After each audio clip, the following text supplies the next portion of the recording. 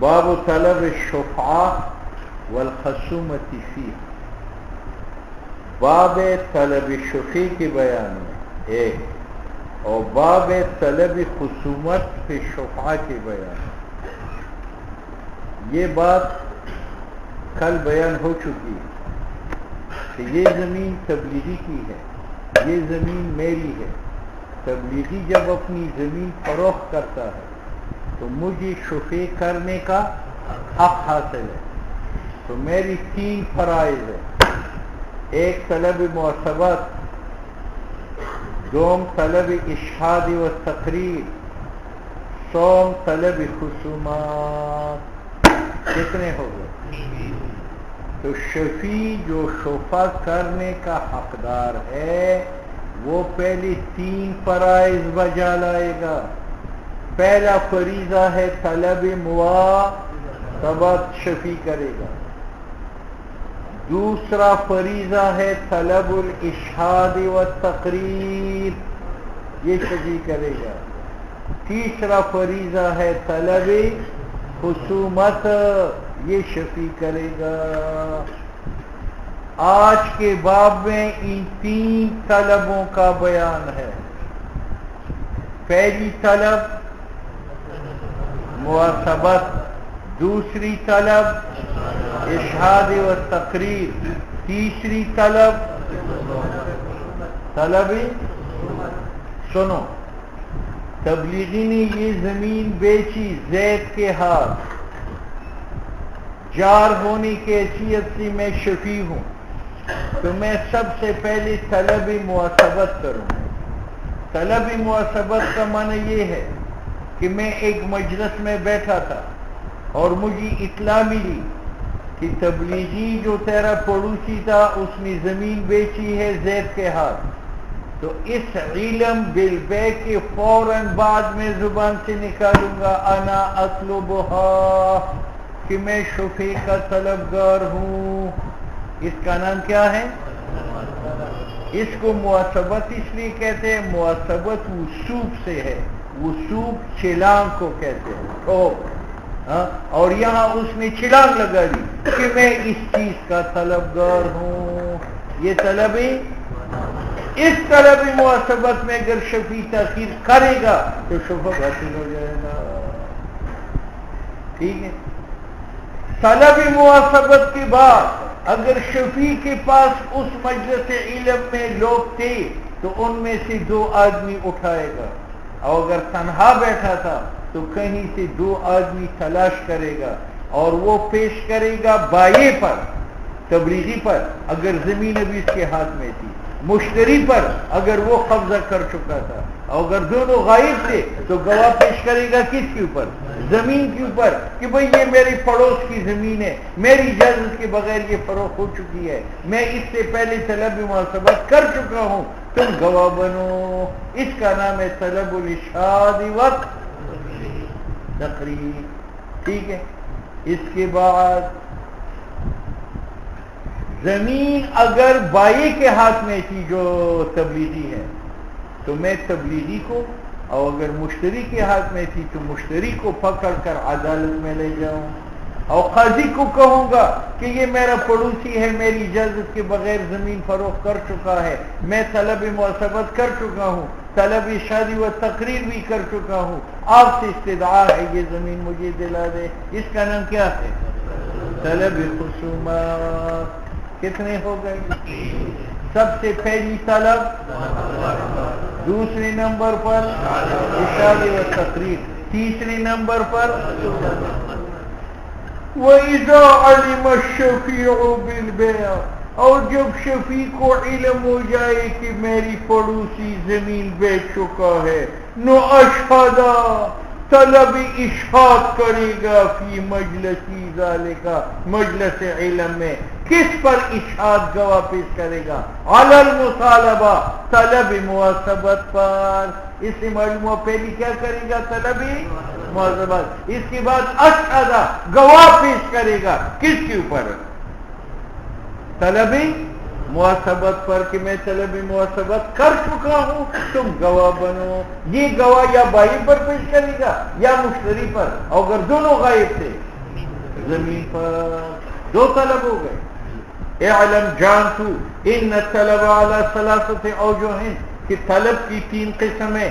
तलबुल मुआसबत, एक तलब मुआसबत ये है अयत लोबाहा कि शफी तलब शफी का करे कमा अलिमा, जिस वक्त उसको इल्म।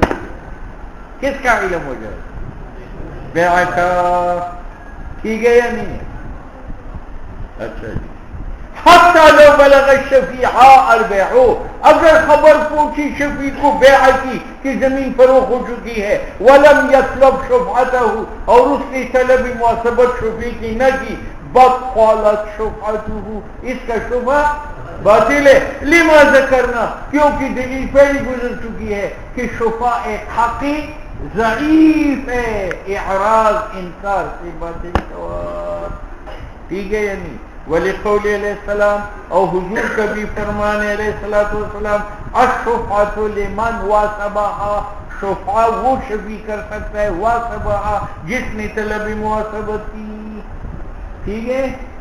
हाँ? तो तलब मुआसबत में ताख़ीर जायज़, यहां तक कि बाज़ उलमा ने बड़ी तंगी की है। ये मकान तबलीगी का था, ये मेरा था। तबलीगी ने अपना मकान बेच दिया ज़ैद के हाथ, और मैं साल में चल रहा था। मुझे एक दोस्त ने खत लिखा। खत में पहले लिखा अस्सलाम वालेकुम, फिर घर के हालात लिखी, घर में खैर खैरियत है। तीसरे नंबर पर उसने लिखा कि तेरे पड़ोस में मकान बिक चुका है। इसके बाद लिखा कि फलां तारीख को मेरी शादी है, आपने शिरकत करनी है, चिला चिला छोड़ दो। अब मैंने क्या किया, अस्सलाम वालेकुम भी पढ़ा, घर के हालात भी पढ़े, और बेआ की खबर भी पढ़ी और खामोश रहा, और फिर इसकी शादी की खबर भी पढ़ी। बहुत शुभ बाती हुआ। मेरा फर्ज था कि बेआ की खबर तक पहुंचा तो फौरन कहता कि मैं इसका तलबगार हूं। तो बाज लोगों ने इतनी ताखीर की भी इजाजत नहीं दी कि अगर हालात पहले पढ़ ले और बाद में शुफा की खबर पढ़े, और वहां शुफा न करे और नीचे मजमून पढ़ ले, तो शुफा क्या होता है? बातिल। ये माना है वलो उखबिर भी किताबिन, अगर शफी को बेआ का पता चले खत की जरिया, वो शुफतु फी अव्वली की, और शफी की खबर अव्वल खत में था या वसत में, फक़रा अल किताब इला आखिरी, उसने कागज आखिर तक वलीमी की खबर तक पढ़ी, नो बतलत शुफअतुहु, शुफा बातिल है। ठीक है या नहीं है? अला हाज़ा आम्मतुल मशाइख़, इसी पर आम फ़ुक़हा है, और ये मनक़ूल है इमाम मोहम्मद से। ठीक है या नहीं? लेकिन इस पर फतवा नहीं है। फतवा इस पर कि तबलीगी ने मकान बेचा और मुझे इत्ला मिली हिदायत के दर्स में, मैंने हिदायत का दर्स जारी रखा। इख्तितामी दर्स के बाद मैंने कहा कि मैं शुक्र करता हूं, तो इस मजलिस के बर्खास्त होने तक मुझे शुक्र करने का हक है। तो यहाँ ताखीर की इजाजत मिली या नहीं मिली? कब तक मिली? आखिर खत तक या आखिर मजलिस तक? ये माना है कि वअन हुए इमाम मोहम्मद से ये है इन्ना लहु शफी का हक है मजलिस अल इल्म। और दोनों रिवायत नादिर रिवायत है, कसीर लोग इसको नकल नहीं करते, लेकिन वह भी सानियत अखज़ल कारखी, सानी रिवायत पर अमल किया इमाम करखी ने। सानी रिवायत क्या है कि इख्तिताम खत तक है, इख्तिताम मजलिस तक। हाँ, और क्यों? वजह ये है कि इधर देखो, तबलीगी ने ये जमीन बेची तो शरीयत ने मुझे इख्तियार दिया है किसका? शुफा करने का। हाँ? और फिक़्ह का कानून है कि जिस आदमी को इख्तियार मिलता है उसको वक्त भी मिलता है गौर करने के लिए। गौर, तो जब शरीयत ने मुझे शुफे करने का इख्तियार दिया तो लामहल शरीयत मुझे देगी क्या? वक्त तअम्मुल। और वक्त तअम्मुल खत है या मजलिस है? हाँ, ये माना इस कौल का। लिअन्नहु लम्मा सबत लहू الاختیار التملک، جب شفیع کو اختیار ملا مالک بننے کا مجموعہ پر، لا بد له من زمان تأمل، اس کے لیے زمانہ بھی چاہیے کہ یہ غور فکر کرے، کما فی المخیرہ، کما فی المخیرہ وزن استخ نا، اس کی جو ہے نا یہ سودا اس کی بیوی ہے، یہ اس کی بیوی ہے، ٹھیک ہے. اچھا اس نے اس کو اختیار دیا، امر کی بیدی کی، امر کی کہ تو اپنے نفس کا مالک ہے، میرے پاس رہنا چاہتی ہے رہو، نکاح فسخ کرنا چاہتی ہے فسخ کرو. تو اس کو اختیار ملا نکاح فسخ کرنے کا، تو جب اختیار ملا تو ضمانت تأمل کا بھی ملے گا کہ وہ دیکھ لے کہ حضرت صاحب سے کوئی موٹا تازہ ہے یا نہیں ہے، ٹھیک ہے یا نہیں ہے. ہاں تو دیکھو مخیرہ کو جب اختیار ملا فسخ نکاح کا تو وقت ملا کس کے لیے؟ تأمل کا، ٹھیک ہے یا نہیں ہے. یہ معنی ہے کما فی المخیرہ. صحیح ہے. سنو بھائی یہ ایک اور مسئلہ،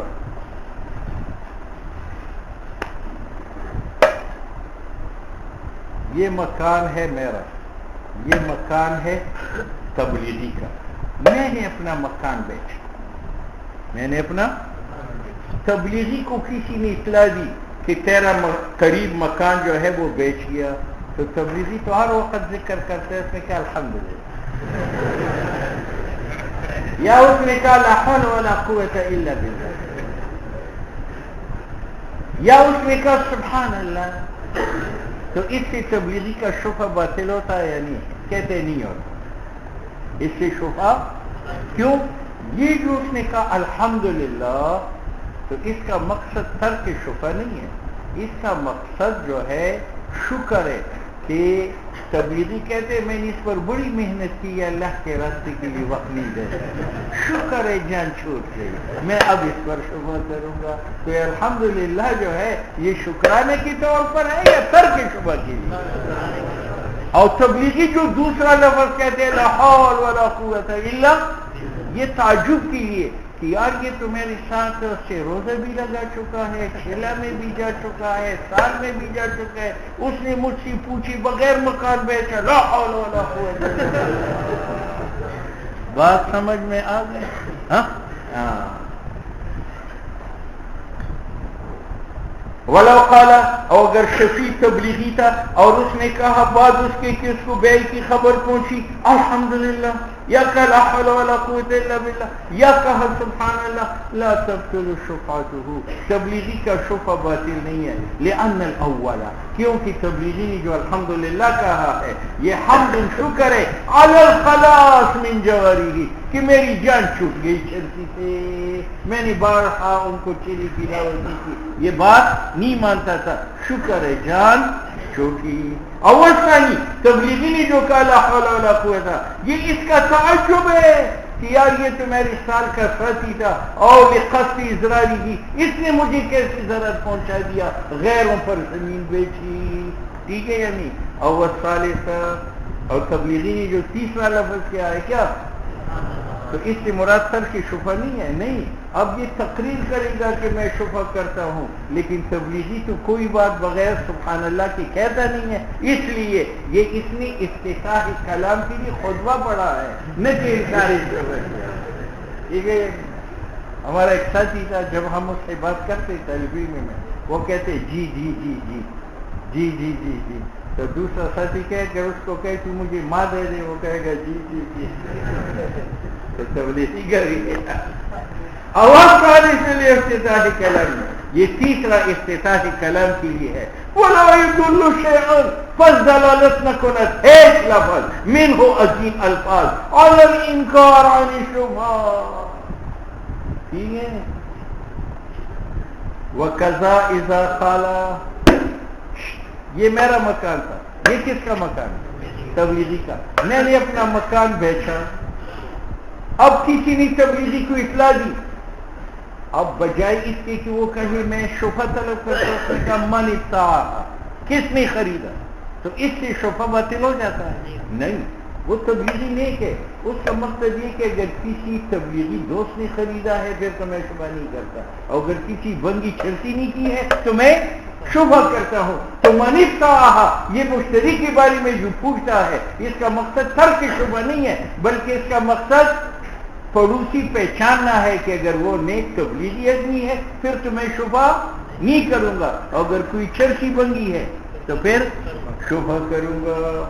وَقَضَا شبہ باطل نہیں ہوتا اذا قال، جب تبلیغی کہے من افتاح، کس نے خریدا، یا تبلیغی کہے بکم بیعت، مکان کتنے کا بکا ہے، اس سے شبہ باطل نہیں ہے، کیونکہ تبلیغی ہوشیار ہے، اس کا مقصد یہ کہ اگر مناسب قیمت پر بکا ہو پھر تو شبہ کروں گا، اور اگر 1000 کا مکان ہو، 1,00,000 پر بکا ہو تو پھر نہیں کروں گا۔ خود کہتے ہیں لِأَنَّهُ يَرْغَبُ فِيهَا، یہ تبلیغی محبت رکھتا ہے شبہ میں، بثمن، 1000 کے بدلے، دون ثمن، نہ 1,00,000 کے بدلے، یہ اس کے ساتھ لگتا ہے بکم بیعت، اور لِأَنَّهُ يَرْغَبُ، یہ نفرت کرتا ہے عن مجاورت بعض، چرسی کی مجاورت سے، دون بعض، نہ تبلیغی کی مجاورت سے، یہ کس کے ساتھ لگتا ہے؟ من افتاح۔ بات آئی سمجھ میں؟ والمراد بقوله، متن میں واپس جاؤ، وَإِذَا عَلِمَ الشَّفِيعُ فِي الْبَيْعِ أَشْهَدَهُ، ہے یا نہیں؟ یہ اشہادہ سے مراد کون سی طلب ہے؟ اشہاد۔ اور یہ جو کہا علی المطالبہ، اس سے مراد کون سا ہے؟ طلبی۔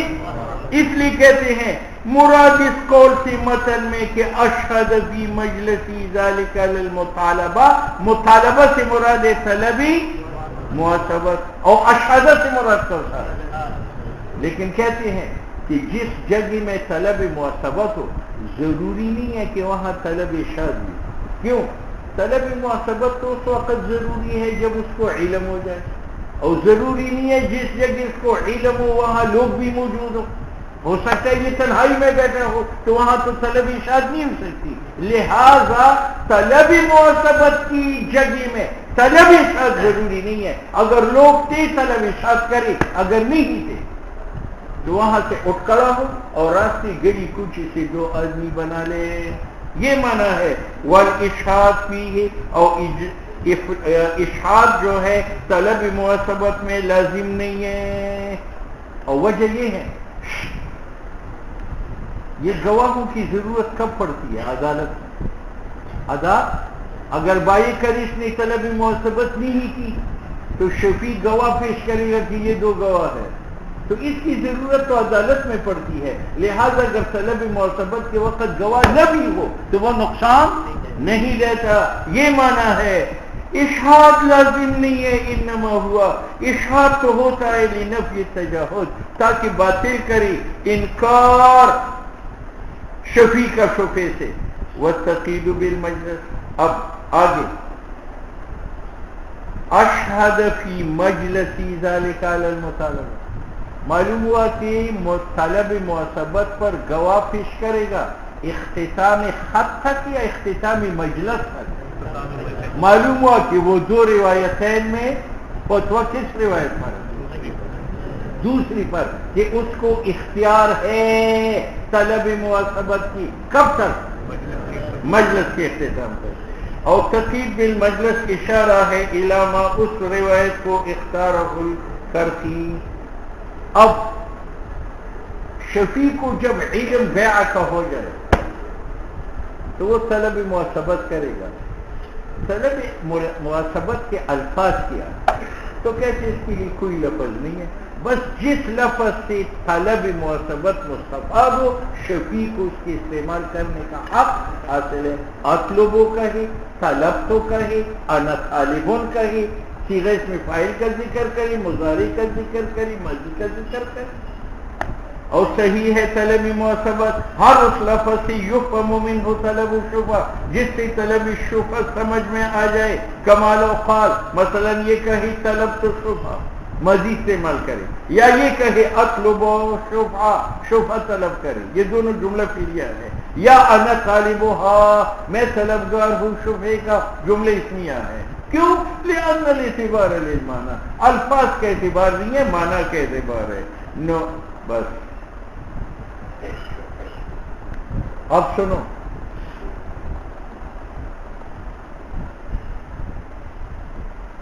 یہ تبلیغی کا مکان ہے اور یہ میرا مکان ہے. تبلیغی نے مکان بیچ لیا اتحاد، مجھے خبر ملی، میں تو طلب معصبت کروں گا اور اس کے بعد اشاعت کروں گا. لیکن یہ اشاعت مجھ پر کب فرض ہے؟ جب مجھے دو عادل خبر دے دے کہ تبلیغی مکان بیچ چکا ہے، یا ایک مرد اور دو عورتیں جو ہے مجھے خبر دے دیں. اگر دو مرد یا ایک مرد اور دو عورتیں خبر دے دی بیعی کا اور میں طلب ارشاد نہ کروں تو شبہ باطل ہو جاتا ہے. اور اگر ایک عورت خبر دے دے یا ایک فاسق خبر دے دے اور پھر میں شبہ نہ کروں تو اس سے میرا شبہ باطل نہیں ہوتا. یہ امام صاحب کا مذہب ہے. اور صاحبین کہتے ہیں نہیں، شفیع کی ذمہ طلب ضروری ہے، خواہ خبر دینے والا مرد ہو یا دو ہو یا حر ہو یا عبد، تبلیغی ہو یا فاسق ہو، بس اس کو خبر مل جائے، اس کی ذمہ طلب ہے. حاصل یہ ہے کہ امام صاحب کے نزدیک مخبر میں عادت شرط ہے کہ دو ہو، اور عدالت شرط ہے کہ فاسق نہ ہو. اور صاحبین کے نزدیک نہ عادت شرط ہے، ایک بھی خبر دے سکتا ہے، اور نہ عدالت شرط ہے. بات سمجھ میں آ گئی؟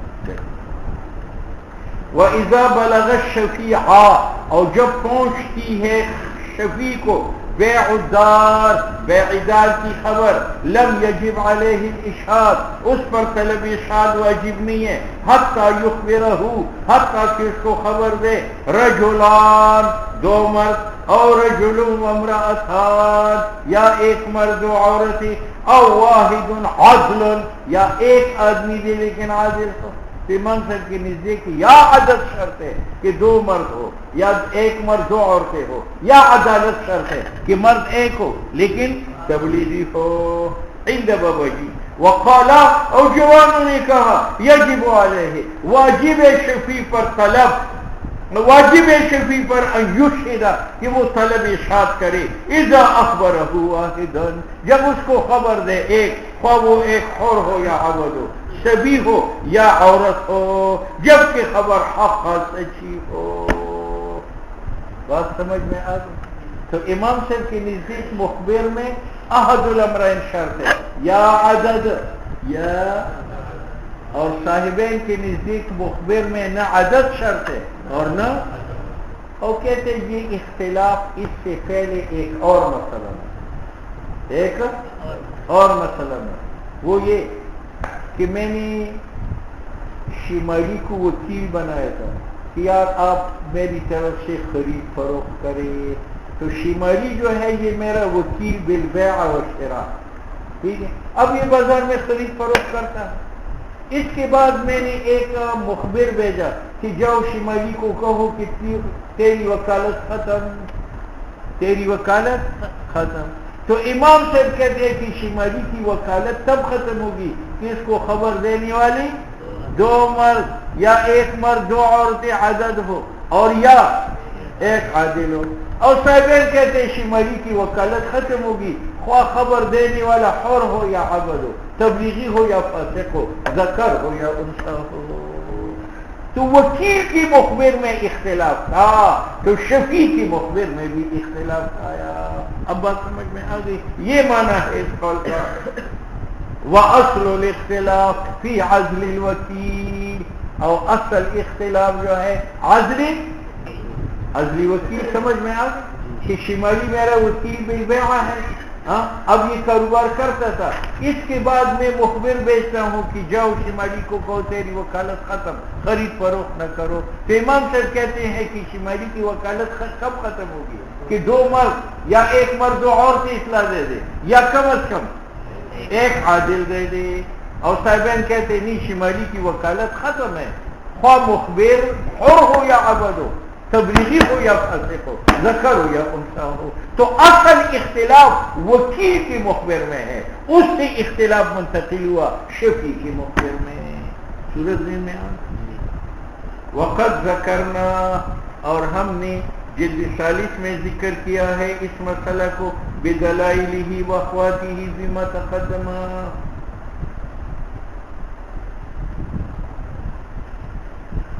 اچھا، صاحبین نے کیا کہا تھا کہ شفیع کے مخبر میں عدد یا عدالت شرط ہے یا نہیں؟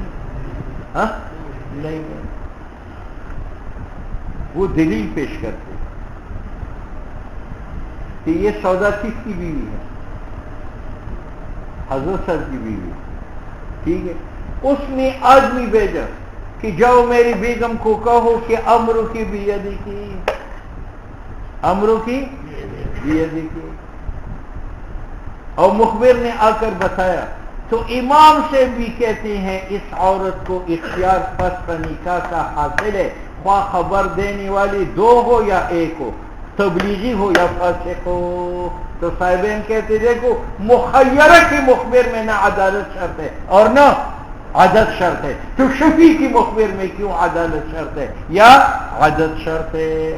بات سمجھ میں آ گئی؟ ہاں.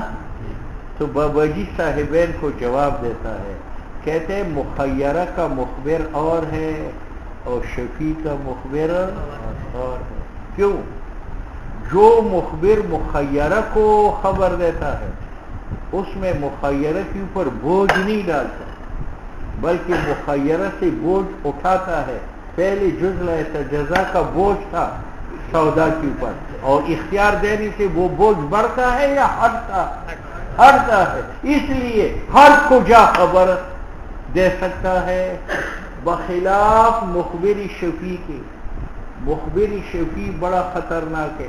وہ جب شفیع کو خبر دیتا ہے تو شفیع اٹھ کھڑا ہوتا ہے اور وہ مشتری کے اوپر شفقت کرتا ہے. اس میں مشتری کا ضرر ہے، اس کی زمین چھینی جاتی ہے، اور دوسرے کو ضرر دینے کے لیے ٹھوس خبر کی ضرورت ہے، اور ٹھوس خبر کے لیے ٹھوس مخبر چاہیے، اور ٹھوس مخبر عدل اور عدالت والا ہے. بات سمجھ میں آ گئی؟ مخیرہ کو خبر سے خفت ملتی ہے یا بوجھ؟ خفت، اس کو آزادی مل جاتی ہے، اس لیے ہر خبر مؤثر ہے.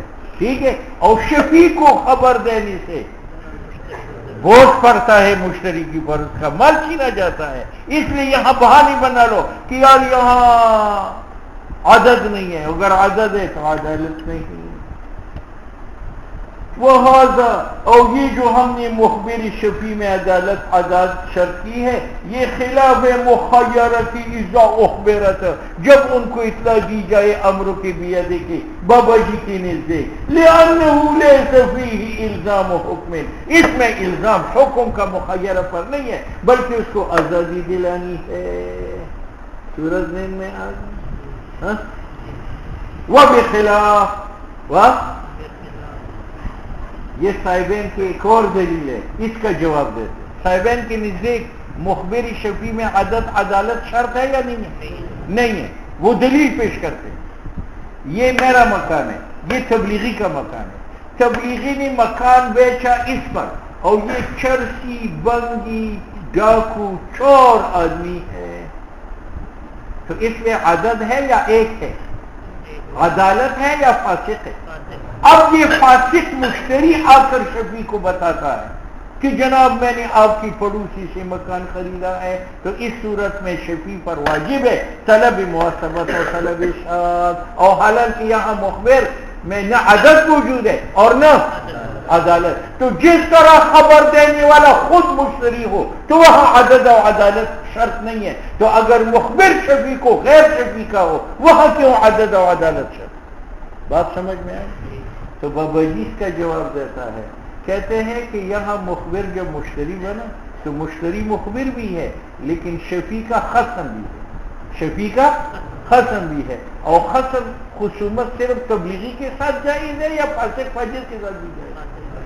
خصم میں عدالت شرط نہیں ہے کہ خصم تبلیغی ہوگا تو اس سے خصومت کرو اور اگر فاسق ہے تو ان کے ساتھ نہ کرو. تو چونکہ یہاں مشتری مخبر بھی ہے اور مخبر ہونے کے ساتھ ساتھ خصم بھی ہے، اور خصم کے اندر نہ عدد شرط ہے اور نہ وبخلاف ما اذا اخبره المشتری، اور بخلاف اس کے کہ شفیع کو خبر دیتا ہے مشتری، اگر وہ فاسق بھی ہو تو شفیع پر طلب واجب ہے، لأنه خصم فيه، کیونکہ مشتری خصم ہے، اور عدالت غیر معتبر در خصوص. ٹھیک ہے. متن میں کیا کہا تھا؟ طلب کی 4 قسم ہے یا 5؟ ہاں اچھا 3. پہلی طلب، دوسری طلب اشہاد و تقریر جو ہے یہ طلب معصبت کے بعد ضروری ہے. کیوں؟ وجہ یہ ہے کہ اس شفیع نے تیسری طلب کے لیے کہاں جانا ہے؟ عدالت میں. اب اگر اس کے پاس گواہ نہ ہو تو اگر مشتری کہے کہ اس نے تو طلب معصبت ہی نہیں کی، شفع باطل ہو چکا ہے، تو اب شفیع کیا کرے گا؟ اس لیے عدالت میں جانے سے پہلے طلب اشہاد کرے گا. اگر مشتری اس کی طلب معصبت سے انکار کرے تو وہ گواہ پیش کرے گا. یہ 2 گواہ ہے، یہ معنی ہے. والثانی طلب التقریر والاشہاد، وہ طلب ہے جس کی تقریر یعنی اثبات شفیع کا ہوتا ہے. لأنه، کیونکہ شفیع محتاج الیہ اشہاد کو، لاثباته عند القاضی، تاکہ وہ طلب معصبت ثابت کر سکے قاضی کے سامنے. علی ما ذکرنا. ٹھیک ہے. اب کسی نے کہا کہ پھر جس مجلس میں طلب معصبت اسی مجلس میں اشہاد بھی کرے. کہتے یار یہ غیر ضروری ہے، کیونکہ جس جگہ میں طلب معصبت کرتا ہے ضروری نہیں ہے کہ وہ لوگوں سے بری ہوئی مجلس ہو سکتا ہے کہ اکیلا ہو. اس لیے جس جگہ میں اطلاع ملے وہاں تو طلب معصبت کرے گا، اور پھر اٹھ کھڑا ہوگا گڑی کوچی سے 2 آدمی گواہ مقرر کرے گا. اور ممکن نہیں ہے شفیع کے لیے اشہاد گواہ ظاہراً طلب معصبت پر، لأنه طلب معصبت علی فور العلم بالشرع، یہ تو علم بالشرع کے فوراً ہے. فیحتاج بعد ذلك، تو طلب معصبت کے بعد محتاج ہے طلب اشہاد و تقریر کو. وہ بیانہ، طلب اشہاد کا بیان وہ ہے جو متن میں ہے. ثم، طلب معصبت کے بعد اٹھ کھڑا ہوگا اور 2 گواہ پیش کرے گا. کس پر پیش کرے گا؟ کب؟ اگر زمین بائیں کے ہاتھ میں ہے. اور کس پر پیش کرے گا؟ اگر وہ، اور اگر دونوں غائب تھے. بس یہی کہتا ہے. ثم ينهض منه، پھر اٹھے گا شفیع مجلس معصبت سے. ويشهد على البائع، بائع پر 2 گواہ پیش کرے گا. ان كان المبيع في يده، اگر مبيع ابھی اس کے قبضے میں تھا. معنی یہ ہے لم يسلم الى الشفيع، شفیع کو بھی نہیں دیا ہے. او علی المبتاع، یا گواہ پیش کرے گا مشتری پر اگر اس نے قبض کیا تھا. او عند العقار، اگر بائع مشتری غائب تھے تو گواہ کس پر پیش کرے گا؟ زمین پر. فاذا فعل ذلك، جب طلب اشہاد کرے گا، استقرت شفعته، اب شفع اس کا ثابت ہوا. ٹھیک ہے. اب مجھے طلب اشہاد کی 3 صورتیں ہیں. یا تو گواہ پیش کرے گا بائع پر. کیوں؟ وجہ ہے کہ مبیعی پر ید اور قبضہ کس کا ہے؟ تو اس پر پیش کرے گا. اور یا پیش کرے گا. کیوں؟ اس لیے کہ مبیعی کا ملک کس کا ہے؟ مشتری کا. اور اگر دونوں غائب تھے. کیوں؟ اس لیے کہ شفع متعلق ہے کس کے ساتھ؟ زمین کے ساتھ. بس. لأن كل واحد منهما، کیونکہ ہر ایک از بائع و مشتری خصم مصدر شفع. لأن للأول، چرا کے برائے بائع الید قبض است، وللثانی برائے مشتری ملک است. اور این طور صحیح اشہاد عند البیع مبیع لأن الحق متعلق به، چرا کے حق شفع متعلق با عرضہ. ہاں اگر بائع نے زمین سپرد کی مشتری کو تو اب گواہ بائع پر پیش کرے گا یا مشتری پر؟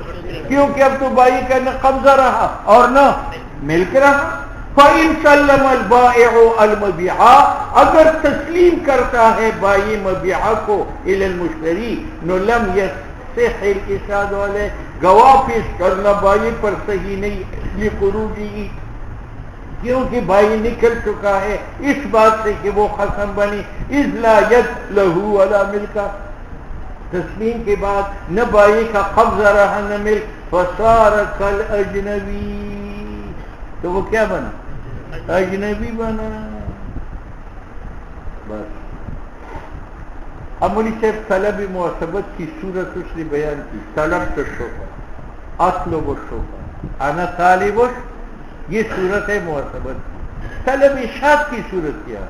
تو طلب اشاعت یہ کہ شفیع دو گواہوں کو کہے کہ تبلیغی میرا پڑوسی ہونے کے باوجود مجھ سے اجازت لی بغیر اس کی زمین بیچی، تم گواہ بنو کہ میں پہلی طلب معصبت کر چکا ہوں اور اب بھی کر رہا ہوں. ٹھیک ہے.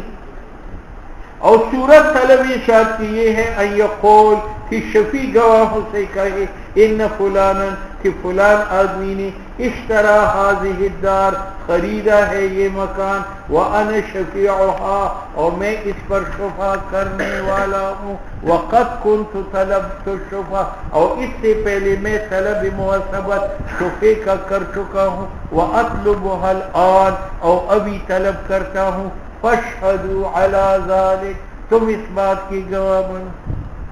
ٹھیک ہے.